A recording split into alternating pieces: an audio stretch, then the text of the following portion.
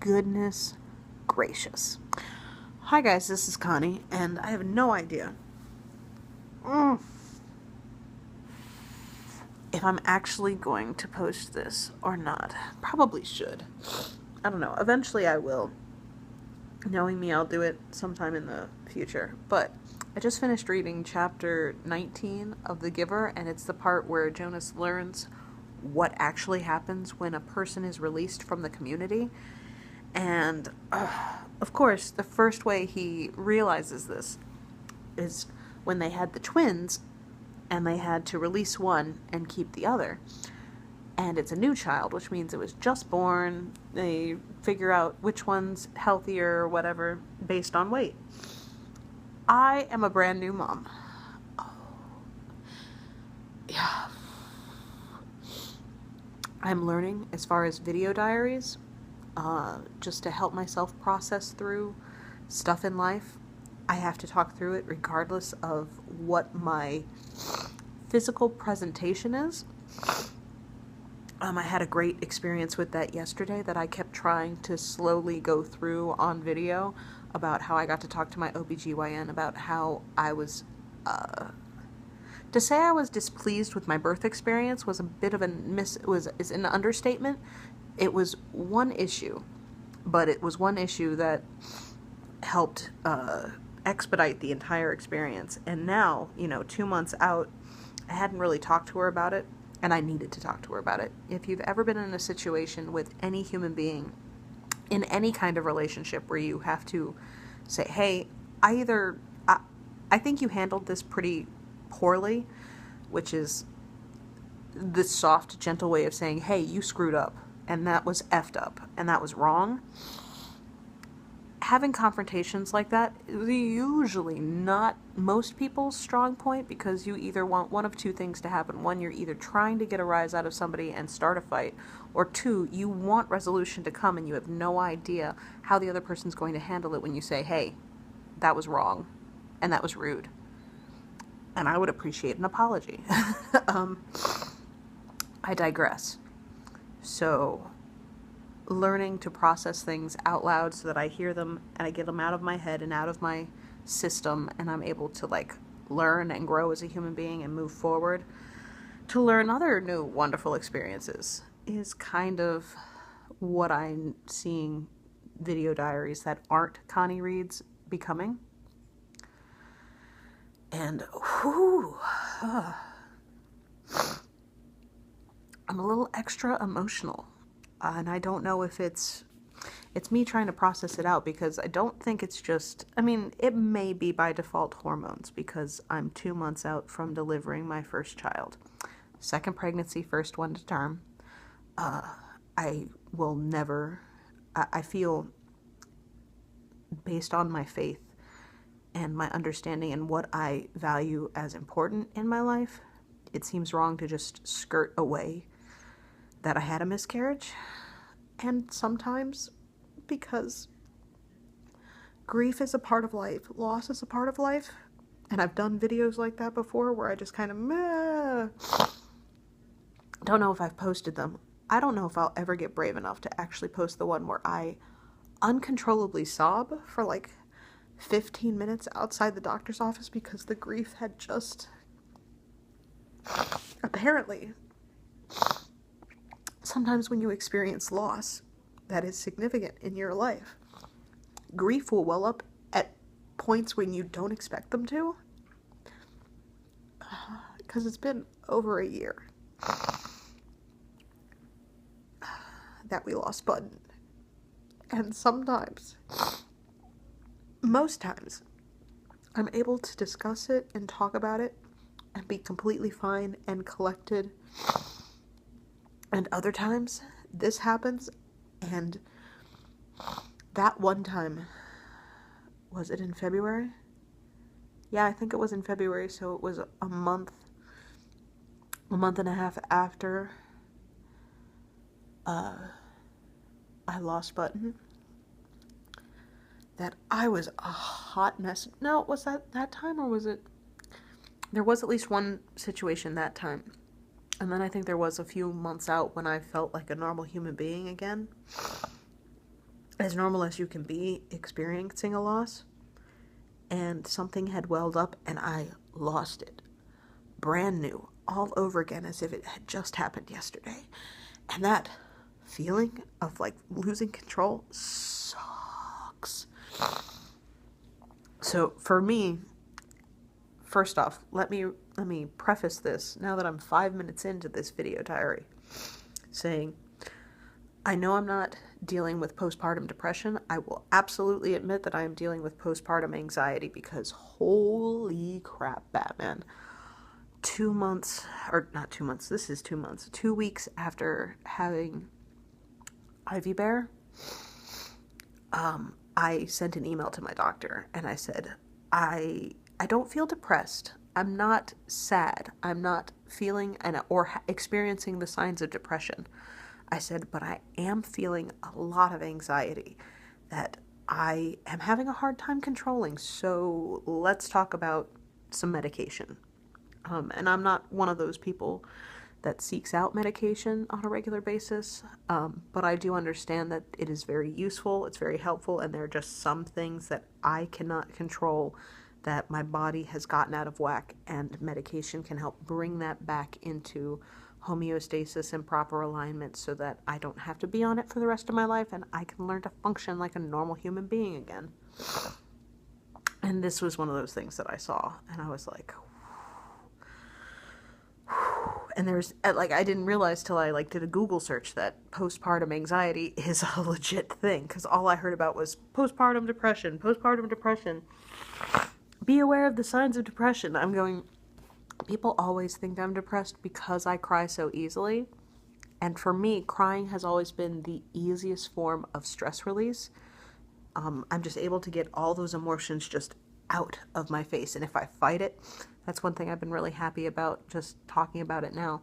It starts right here.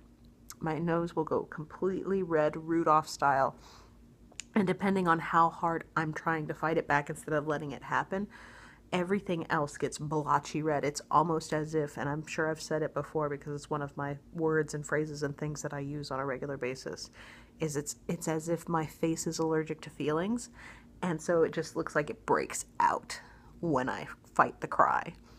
So I tend to cry a lot, and anybody that knows me knows that that is what I do.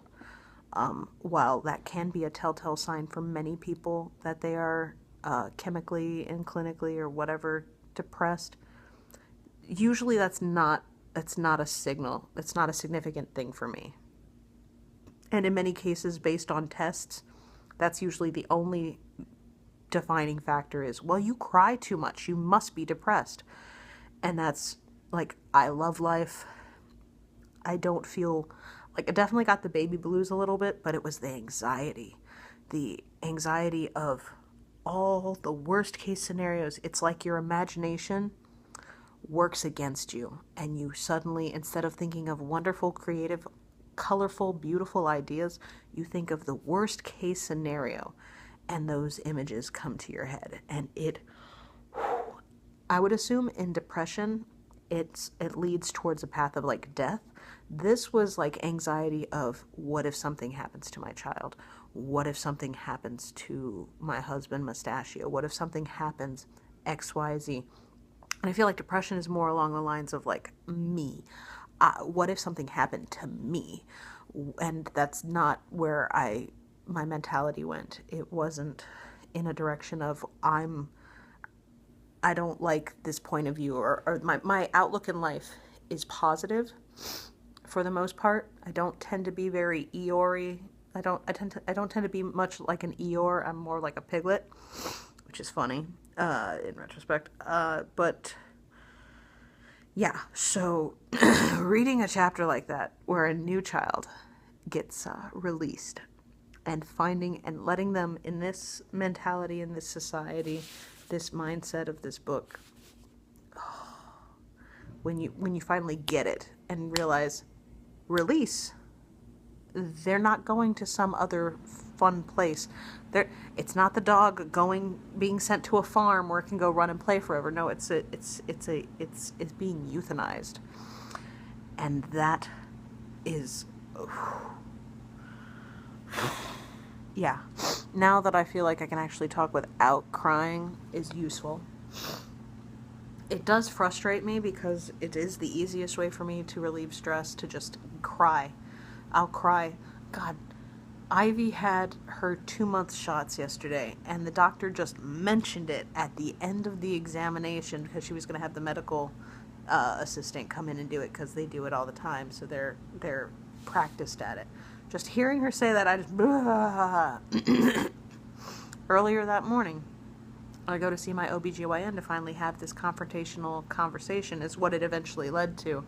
But even when we started talking, I just started to cry, and she's like, do I need to up the dosage? And I was like, no, I'm good. This was my issue. And,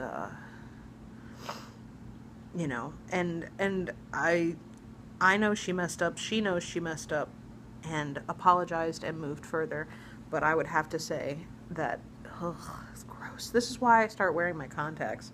Although crying in your contacts is not fun. So, because it dries out your eyes, and then you need more drops, which makes you look like you're crying, and the cycle continues. Oh, why are you crying? It's been interesting to see the dynamic in that relationship. Professionally, she is my OBGYN, but because, you know, she's also dealing with me, who's had the miscarriage, and she walked through the miscarriage incredibly gracefully, and was slightly awkward afterwards in a couple of experiences based on my perception, and then to go through the birth, and I was so upset that I found out later that I didn't have to complain at all. Like, nurses had complained based on that situation as to how upset I was about it. And so, like, she shared her piece, and I get it. I really do. So, knowing that we have that understanding, just having communication regardless of the condition you are in, is at least an open door. It may not be a big, fat open door, but at least it opens the door to potential resolution, which I think needs to happen in most cases. And now it kind of makes me wonder, I'm like, who have I not talked to? Or, you know, the way you deal with trolls may not be the best idea. And then a part of me goes, yeah, it is, because it's trolls. Trolls are a whole different thing, in my opinion. Trolls are people who are purposely trying to get a rise out of you, or they're purposely trying to spread the negativity for one reason or another. And I wonder if it's because they are not taking a look at themselves and enjoying the situation that they're in, and so they feel the need. Misery does love company, and it wants to spread it everywhere. It's so weird seeing all the different things. Not as much distractionary stuff in the background, but at least it's not a blank white wall, which it would have been in any other direction that I picked. Yes. My face is wet with tears, but it makes me a better person because I'm able to process everything I need to process. And I almost want to read that chapter again, but I know for a fact I'll just end up crying again, so it's going to be the one take, and that's it. Yes.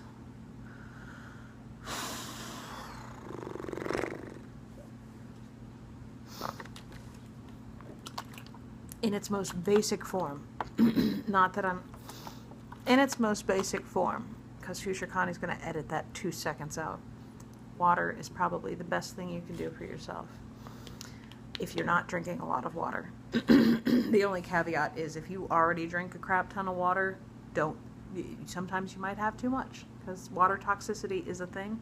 I feel like, though, for most Americans, salt is a thing greater than water.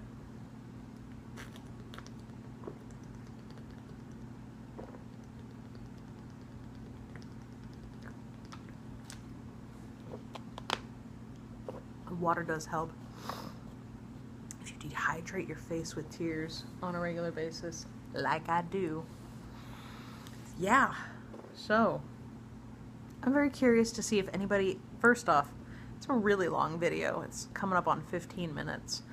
And Some people just don't like hearing the talking, unless it's something very directed, which is why this is so good.